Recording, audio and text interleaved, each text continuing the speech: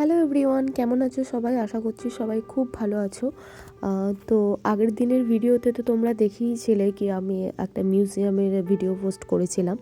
তো ওই দিনই আমাদের মিউজিয়ামের পরে একটা ব্রেক দিয়ে তারপরে নিয়ে এসেছিলো ওটাওয়াতে, কানাডার যেটা ক্যাপিটাল, সেখানে এসেছিলো তোমাদের পার্লামেন্টটা দেখাতে, ওদের পার্লামেন্ট আর কি, আর পিএম অফিস এগুলো দেখাতে আর কি। তো দেখতেই পাচ্ছ কি লেভেলের বৃষ্টি, মানে কি প্যাচপ্যাচে ওয়েদার। মানে এখানে না উইকেন্ডগুলোতেই কেন জানি না লোকজনের ঘোরার টাইমেই হঠাৎ করে বৃষ্টি শুরু হয়ে যায়, তারপর আবার উইকেন্ড শেষ হয়ে যায়, সোমবার শুরু হয়ে যায়, আবার তোমার অটোমেটিক সানি ওয়েদারে চলে আসে। তো যাই হোক, আমরা যখন টিকিট বুক করেছিলাম তখন তোমাদের ওয়েদার ভালোই ছিল, সানি ছিল, হঠাৎ করে ক্লাউডি হয়ে গেছে, এরকম তো কিছু করার নেই। তো চলো আমরা রাস্তাটায় পেরিয়ে নিই। ওই যে ওইটা দেখতে যে পাচ্ছ দূরে, ওটাই হচ্ছে তোমার পার্লামেন্ট। কিন্তু তখন তোমার একটু কনস্ট্রাকশনের কাজ চলছিল। আর এই যে পিছনে এই বিল্ডিংটা, এটা হচ্ছে তোমার পিএম অফিসটা। তো এখানটায় সামনে থেকে একটু গিয়ে দেখবো। আর বৃষ্টিটা এই মুহূর্তে একটু থেমেছে, তাছাড়া আগে তোমার ভালোই ঝপঝপিয়ে পড়ছিল।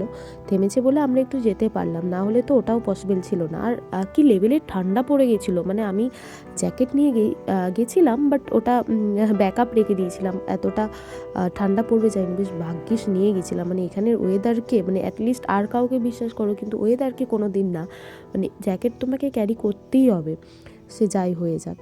তো এই হচ্ছে ব্যাপার। আর উনি বলছিলেন এটা পিএম অফিস, এটা পার্লামেন্ট, এটা এই সবগুলো উনি আর কি ঘুরে ঘুরে দেখাচ্ছিলেন। তো এই দিকটা আমরা দেখার পরেই দেখছি ওইদিকে একটা তোমার সেন্টেনিয়াল ফ্লেম, যেটা তোমার বায়োগ্যাস ইউজ করে হয়তো এটাকে জ্বালানো হয়।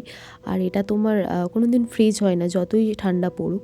তো ওখানে গিয়ে একটু হাত ফাতগুলো গরম করে নিচ্ছিলাম আর ওটাও দেখছিলাম। তো এরপর আর কি বাসে উঠে যাব। চেপে গেছি বাসে, সোজা হোটেল। সারাদিন অনেক সাইড সিন হলো, আর ওয়েদারটা একটু বৃষ্টিটা কমেছে, বাট ক্লাউডি। তো দেখা যাক কালকে কেমন ওয়েদার থাকে।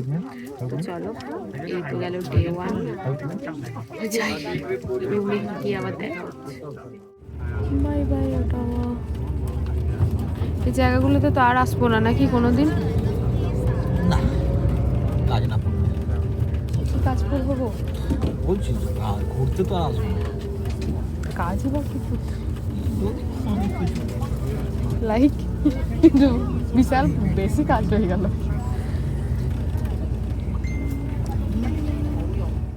তো ওই আর কি এদিকটা ক্রস করার সময় আমরা ভাবছিলাম আর কোনো দিন এখানে আসবো কি না, কেন কি কতবার আর একই জায়গায় আসবো, তো যা দেখার একবারেই দেখে নাও, সে সানি থাকুক আর ক্লাউডি থাকুক, কিছু করার নেই। তো এই আর কি বেশ ভালোই লাগলো এখানটায়, বৃষ্টি না হলে আরও ভালো লাগতো।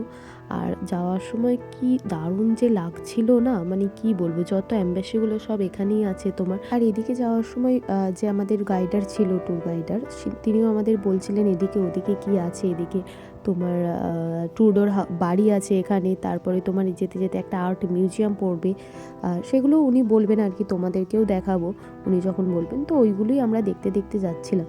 মানে কি দারুণ লাগছিল শহরটা, পুরো এদিকে পুরো সাজানো গোছানো, আর এত ফাঁকা জায়গা না, মানে কি বলবো, রাস্তাটা যেতেও আমরা খুব মানে জার্নিটা এনজয় করছিলাম আর কি। তো এই হচ্ছে ব্যাপার। তো তোমরা ওর কথা শোনো, দেখলে বুঝতে পারবে তার সাথে সাথে। 大肚，这是最多的临时馆的地方。左手边就是美国大使馆 ，OK。on the left hand side is the Art Museum, OK, the Art and Fine Arts Museum。在左手边呢，你看见就是艺术馆，是你要有艺术细胞才可以看得的啊。So this is a kind of arts for the people who are interested in the painting or whatever. So you have to have that mindset, otherwise you don't know what's going on. Like the spider, okay, in the front. Actually, the spider is the mother have the inborn baby. There's a baby inside his tummy, just born. Okay, so this is the artist, yeah. So we are now passing through this success street where you will find the Prime Minister house in the end of this road. আর এই রাস্তাটায় যাওয়ার সময় উনি বলছিলেন যে যখন summer হয়, যখন ওই তোমার ফল সিজনটা যখন হয়, মেবি তোমার ওই অক্টোবর, হয়তো সেপ্টেম্বর অক্টোবরের দিকে, মানে জাস্ট ইমাজিন করতে বলছিল কি যে এটা যখন ফল সিজন হয় আর যদি সানি ওয়েদার থাকে এই রাস্তাটা দিয়ে যেতে যে কতটা ভালো লাগে বা ভিউটা কতটা সুন্দর হয়, তো এগুলোই উনি আর কি বলছিলেন। আমাদের তো বেশ ভালো লাগছিলো শুনে, আর আমরাও এটাই ইমাজিনই করছিলাম, কিছু করার তো নেই।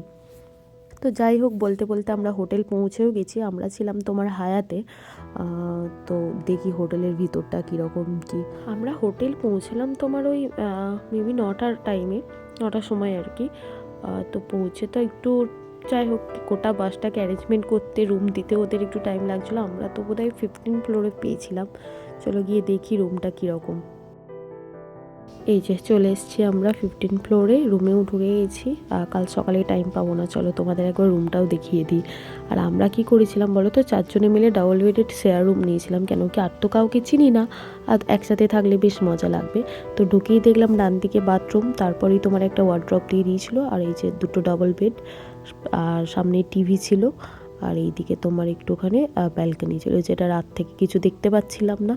তো এই তো গেল আমাদের প্রথম দিনের জার্নি, যেটা আমি 3টে পার্টে তোমাদের দেখিয়েছি। তো তোমাদের কেমন লাগলো অবশ্যই জানিও, আর ভালো লাগলে একটা লাইক, কমেন্ট, শেয়ার করে দিও। তো দেখা হবে আবার সকালে, ততক্ষণের জন্য টাটা।